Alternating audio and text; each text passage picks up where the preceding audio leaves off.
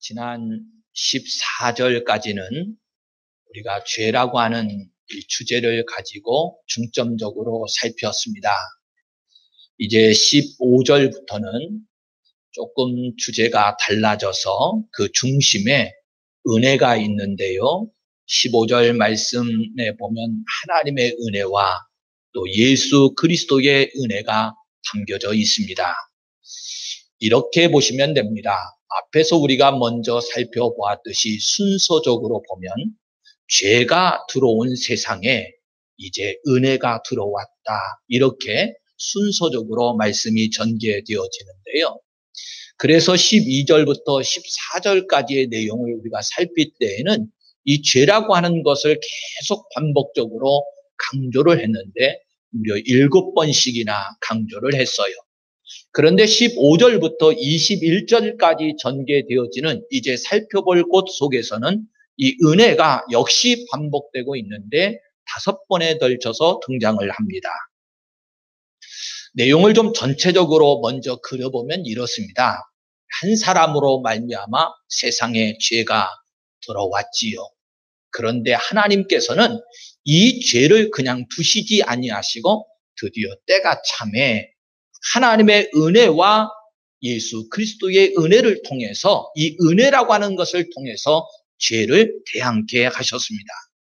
그래서 우리가 살펴보는 내용 가운데 앞에서는 우리가 죄가 우리에게 어떤 영향력을 끼쳤는가를 살폈다면 이제 은혜는 우리에게 어떤 영향력으로 함께하고 있는가. 그래서 이 죄라고 하는 것과 은혜의 영향력이 어떻게 다른가라고 하는 부분을 이제 살펴볼 것입니다.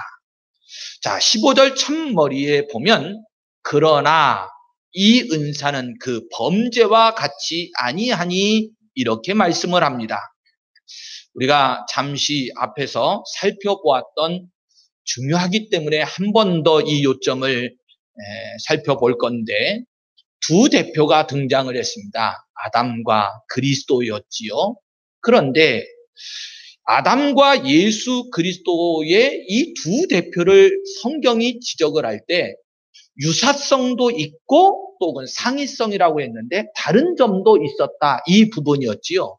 14절에서 우리가 끝부분에 아담은 오실자의 모형이라 이렇게 말씀을 했는데 아담은 예수 그리스도의 모형이 되는데 이것이 유사성이었습니다.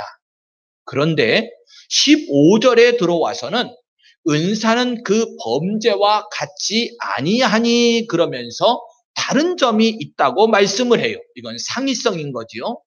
그러면 좀 구분해 볼게요. 도대체 같은 점은 무엇이고 다른 점은 무엇인가 라고 하는 겁니다. 같은 점은 우리가 살폈는데 대표성이었습니다. 아담이 인류의 최초자의 대표자가 되었듯이 그리스도는 새로운 대표자가 되셨다는 거예요. 그래서 대표권을 가지고 있는 이 대표성에 있어서는 같은 유사성을 가지고 있는데 다른 점은 이제 살펴보겠습니다만 첫 대표자는 우리에게 죄를 가져다 주었지만 새로운 대표자는 우리에게 은혜를 가져다 준다는 것입니다. 이것이 다르다는 거예요. 그래서 15절 뒷부분에 가보면 이렇게 상반된 다른 점을 구체적으로 설명해 가고 있습니다. 자, 그러면 먼저 15절에서 앞부분에 이 은사는 그 범죄와 같이 아니하니 한 이 은혜가 무엇인지부터 살펴볼 텐데요. 성도 여러분, 오늘은 조금 말씀에만 좀 집중을 하려고 합니다. 왜 그러냐면 자칫 잘못했다가는 곁길로 나가기도 하고 또 때로는 우리가 시간이 좀 길어져서 여러분들이 시간에 좀 제약을 받기 때문에 집중하는 데 제약을 받기 때문에 말씀에만 좀 집중을 할 텐데요. 성경이라고 하는 도구는 우리에게 참 굉장히 소중하고 귀중한 반석과 같은 도구입니다. 그런데 여러분들도 저도 성경 말씀을 기본으로 해서 하나님의 말씀의 은혜를 누리고 나눕니다만 여러분들과 제가 좀 다른 차이점은 이거예요. 여러분들은 성경을 볼 수 있는 시간밖에 없지만 저는 여러 가지 말씀으로 한 도구들을 계속 비교하며 살펴가지고 하나님 앞에서 좀 더 구체적으로 여러분들과 나누는 은혜가 있어요. 우리가 지금 이 안에도 보면 전기라고 하는 유익한 도구가 있습니다. 이 전기가 똑같은 기본 재료로 해서 때로는 불이 들어오기도 하고 때로는 방송이 되기도 하고 때로는 저렇게 TV 화면 같은 것이 나오기도 해요. 기본 재료는 전기인데 나누어서 쓰는 것은 여러 방향으로 나오거든요. 저나 여러분들이 성경을 기본 재료로 하고 있습니다만 나오는 은혜는 각기 다를 수 있어요. 제가 이제 여러분들을 대신해서 은혜 받고 준비된 하나님의 말씀을 나눌 건데 집중하셔서 오늘은 성경을 기본으로 한 말씀의 은혜로만 좀 나누기를 원합니다. 이 은혜라고 하는 것을 살필 때에 먼저 요한복음 1장 17절을 가보면 율법은 모세로 말미암아 주어진 것이요 은혜와 진리는 예수 그리스도로 말미암아 온 것이라 이렇게 말씀합니다. 인류의 시조였던 그 한 사람의 범죄 현장 속에서 하나님은 우리에게 무엇을 말씀하시고 약속해 주시냐면 창세기 3장 15절에 가보면 내가 여자의 후손은 내 머리를 상하게 할 것이요 그러면서 오늘 우리에게 구원의 메시지를 먼저 언약하고 약속하시는데 그래서 이것을 최초로 우리에게 주셨다 그래서 원복음이라고 말씀합니다. 이 원복음은 꼭 기억하셔야 돼요. 왜 그러냐면 이것으로 출발해서 복음이 확장되어져 가고 있기 때문에 그래요. 이것을 구속사라고 우리가 성경적 관점에서 말씀을 나누는데 오늘 저나 여러분들이 복음을 만났느냐 만나지 못했느냐 오늘 성경 말씀을 통해서 이 복음의 복된 소식을 들었느냐 듣지 못했느냐에 따라서 영적으로 생각해 보면 사느냐 죽느냐에 아주 지대한 영향력을 미치고 있습니다. 그 요점을 오늘 성경이 하나님의 은혜라 이렇게 말씀하고 있어요. 자, 그런데요. 이 하나님의 은혜에 대한 이 부분을 15절이 시작하면서 그러나 이렇게 시작하고 있거든요. 제가 예전에도 강조를 했습니다만 그러므로라든가 그러나 이러면 말씀이 앞에 것과 연결되어져 있다는 거였지요. 근데 그러므로 그러면 앞에 것과 유사성을 가지고 연결되어지는데 그러나 그러면 어떻게 되는 거죠? 반대적인 개념이 오잖아요. 그러나 그러면서 앞에 것과는 다른 관점으로 이제 말씀을 시작하겠다 이렇게 설명을 해요. 첫째 단원에서는 죄의 영향력이었는데 반대되는 것은 이제 은혜의 영향력인 거지요. 그래서 15절에 그러나 이 은사는 그 범죄와 같이 아니하니 그러면서 다르다 이렇게 설명을 합니다. 그리고 16절에 가서도 이 선물은 범죄한 한 사람으로 말미암은 것과 같이 아니하니 그러면서 역시 같이 아니하다는 것을 계속 반복해서 강조를 해요. 자, 그러면 우리는 이제 앞에서는 죄에 대한 영향력을 살폈는데 이 은혜의 영향력은 도대체 어떻게 다른 것인가 라고 하는 것을 살펴야 되겠지요. 15절을 자세히 관찰을 해보면 한 사람의 범죄에 비해서 우리에게 주신 이 은사, 은혜라고 하는 내용은 좀 더 확장되어져 있음을 볼 수 있습니다. 여기 뒷부분에 하나님의 은혜와 또한 한 사람 예수 그리스도의 은혜로 말미암은 선물이라 이렇게 표현을 하거든요. 그러니까 우리에게 주신 선물이 하나님의 은혜 플러스 예수 그리스도의 은혜라고 하는 것입니다. 거기다가 15절, 17절, 20절을 보시면 더욱 넘친다 이렇게 말씀해요. 죄의 영향력보다 하나님께서 우리에게 주신 은혜는 플러스도 있었지만 어떻게도 강조한다고요? 더욱 넘친다 이렇게도 말씀하고 있어요. 먼저 하나님의 은혜는 어떻게 나타나는가라고 하는 점인데요. 하나님께서는 아담이 실패했던 현장 속에서 앞에서 원복음의 말씀을 드렸습니다만 여자의 후손으로 뱀의 머리 즉 사탄을 정복해 하시고 인류를 구원해 주신다. 이렇게 말씀을 했습니다. 그러면 여자의 후손은 어떤 방법으로 뱀의 머리를 상하게 할 것인가 라고 하는 거예요. 이 말씀을 보면서 어려서 생각이 좀 났습니다. 저도 남자다 보니까 어린 시절에 시골에서 성장하면서 조금 개구졌던 면이 있었어요. 여러분, 뱀을 보면 일반적으로 여러분들은 어떤 반응을 보이십니까? 여자분들은 그러시거든요. 남자분들께 물어보겠습니다. 이용 목사님, 뱀을 보시면 목사님은 어떻게 반응하십니까? 목사님도 도망갑니까? 저는 좀 달랐는데 어떻게 하죠? 잡아요? 헐. 잡는다는 표현이 좀 다르군요. 저는 어쨌든 작대기로라든지 뭘 들어서 뱀을 때려서 어쨌든 잡았던 그런 기억이 있습니다. 우리가 말씀을 보면서 이런 혼란에 빠지시면 안 됩니다. 우리의 입장에 우리의 방법을 적용시키면 안 된다는 거예요. 그게 성경인데요. 우리는 뱀의 머리를 상하게 그러면 언뜻 우리의 이 습관, 생각이 있어서 작대기로 때리나? 혹은 돌로 집어쳐서 머리를 상하게 하나? 등등등 이런 것이 먼저 떠오르잖아요. 그게 아니고요. 성경은 그 방법을 구체적으로 제시를 했는데 히브리서 2장 14절 말씀을 가보면 죽음을 통하여 죽음의 세력을 잡은 자 곧 마귀를 멸하시며 이렇게 말씀을 했어요. 즉 죽으시고 다시 사심을 통해서 사탄의 머리를 깨뜨리고 뱀의 머리를 깨뜨리고 정복해 하신다는 겁니다. 이게 놀라운 것은요. 이미 하나님께서 우리에게 원복음이라고 하는 창세기 3장 15절에 말씀을 주실 때부터 예수 그리스도께서 저와 여러분들 때문에 당하실 고난을 담아 두셨다는 거예요. 이것이 하나님의 은혜입니다. 예수 그리스도의 은혜에 대해서는 이미 우리가 함께 충분히 나누었는데요. 짧게 정리를 해보면 이런 겁니다.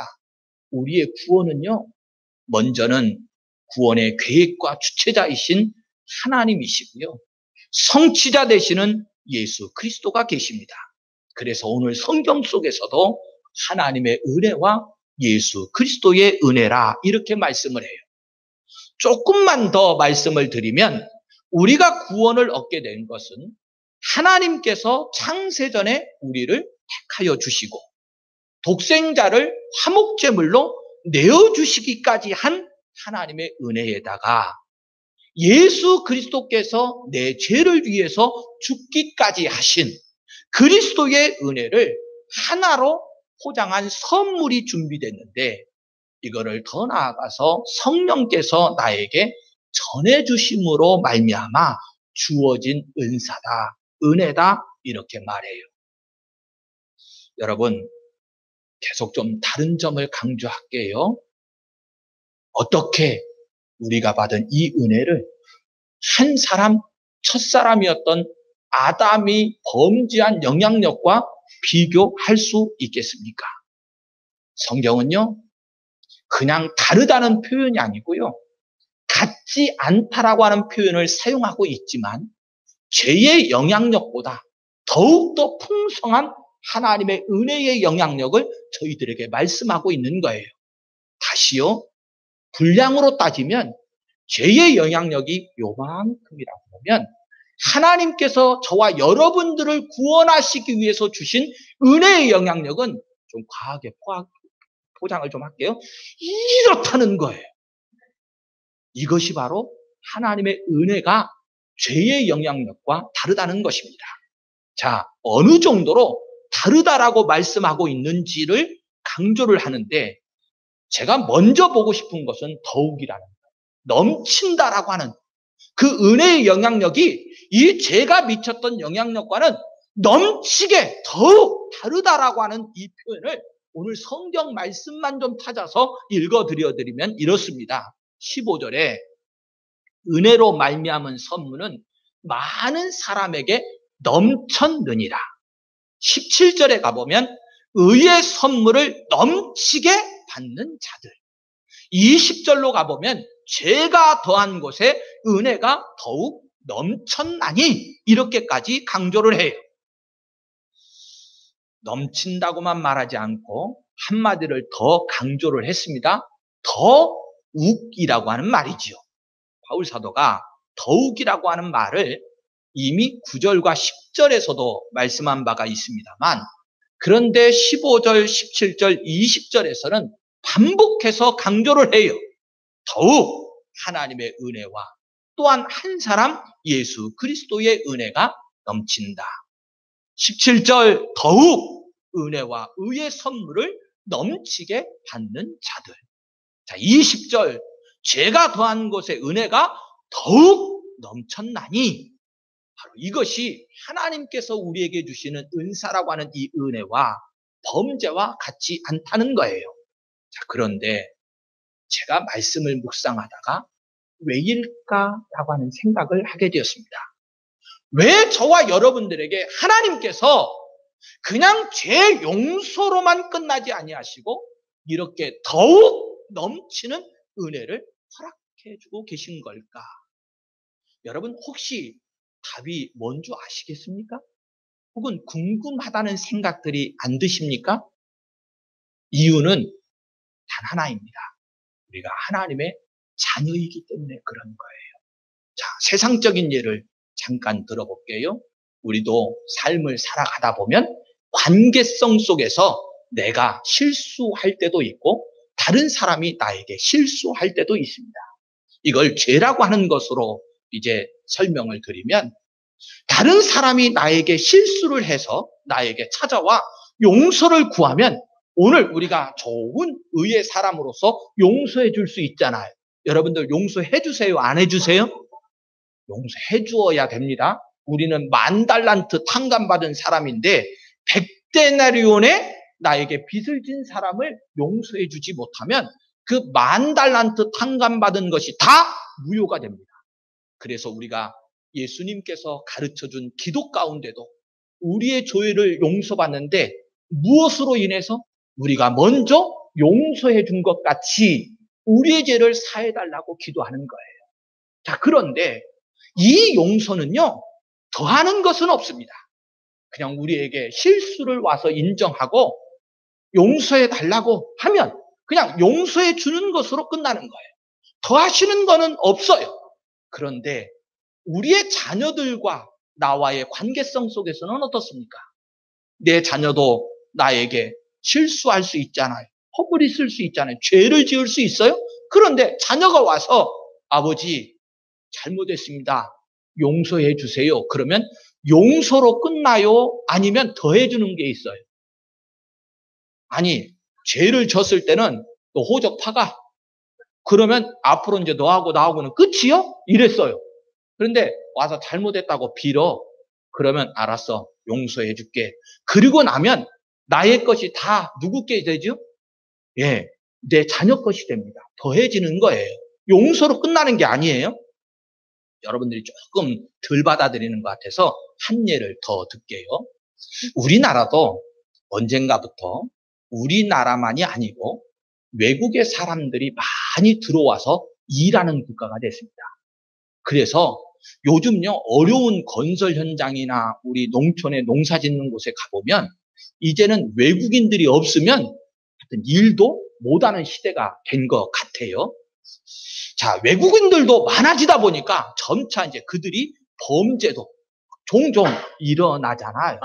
여러분들, 우리나라 국민이 죄를 지은 것과 외국인이 죄를 지은 것이 그 죄값을 치르게 하는 일에 있어서 어떻게 다른 줄 아십니까? 우리나라 사람들은 죄를 지으면 죄값을 치르고 난 이후에도 이 나라 백성이니까 이곳에서 삽니다. 그래요, 안 그래요? 그런데 외국인이 와서 범죄를 하잖아요. 그럼 똑같이 죄값은 치르게 해요. 법이 있으니까 죄값은 치르지만 그 이후에 여기서 살게 합니까? 추방합니까? 추방합니다. 다르지요? 엄격하게 달라요. 왜 하나님께서 죄 지은 우리들에게 죄 용서로만 끝나는 것이 아니고 오늘 은혜를 넘치게 주시는 것에다가 더욱이라고 하는 말씀까지도 강조를 하면서 오늘 우리의 신분이 하나님과의 우리와의 관계성이 어떤 관계인가를 강조하고 있느냐? 하나님은 우리의 아버지가 되시고 우리는 하나님의 자녀라는 거예요. 확인 받으셨습니까? 여러분들은 진정으로 자녀들로서 이 은혜를 누리고 있느냐? 그런 말이에요. 이 은혜에 대한 이 풍성함은 이렇게도 성경을 좀 비유해서 전체적으로 좀 살펴볼 수 있는데요. 죄악이 이 땅에 간영했을 때 하나님께서는 그 죄악을 쓸어버리시는 일로 먼저 처음에 어떤 방법을 동원하셨느냐면 노아의 홍수로 쓸어버리게 했습니다. 그런데요, 구약의 시대는 죄 문제를 홍수로 심판하셨던 하나님께서 신약의 시대에 와서는 우리의 죄 문제를 어떻게 해결하시냐면 바로 홍수니까 이렇게 표현하겠습니다. 오늘 은혜를 나누잖아요. 은혜의 홍수로 쓸어버리시는 거예요. 자, 다른 표현인데요. 설명을 좀 해볼게요. 하나님께서 에스겔 선지자에게 먼저 에스겔서 34장 26절에 가보면 내가 그들에게 복을 내리고 내 산 사방에 복을 내리며 때를 따라 소낙비를 내리되 복된 소낙비를 내리리라 그래요. 자, 앞에서는 소낙비가 쏟아지면 그게 노아의 홍수가 되어서 다 쓸어버려졌습니다. 그런데 하나님이 또 소나기를 내리면 그거를 경험했던 사람들이 놀랄까봐 다시는 물로 뭐 하지 않겠다고 하셨죠? 심판하지 않겠다고 했는데 이 무지개를 보면서 아이고 예쁘다 아름답다라고는 하고도 하나님의 은혜에 즉 다시는 물로 심판하지 아니하겠다라고 하는 약속의 상징으로 보지 못합니다. 여러분들은 이제까지 무지개를 어떻게 보고 계십니까? 말씀을 알고 있는 우리들까지도 그저 무지개가 뜨면 이쁘다고 사진 찍기에 바빠요. 하나님의 은혜의 언약 약속이라고 하는 것은 조금도 생각을 못해요.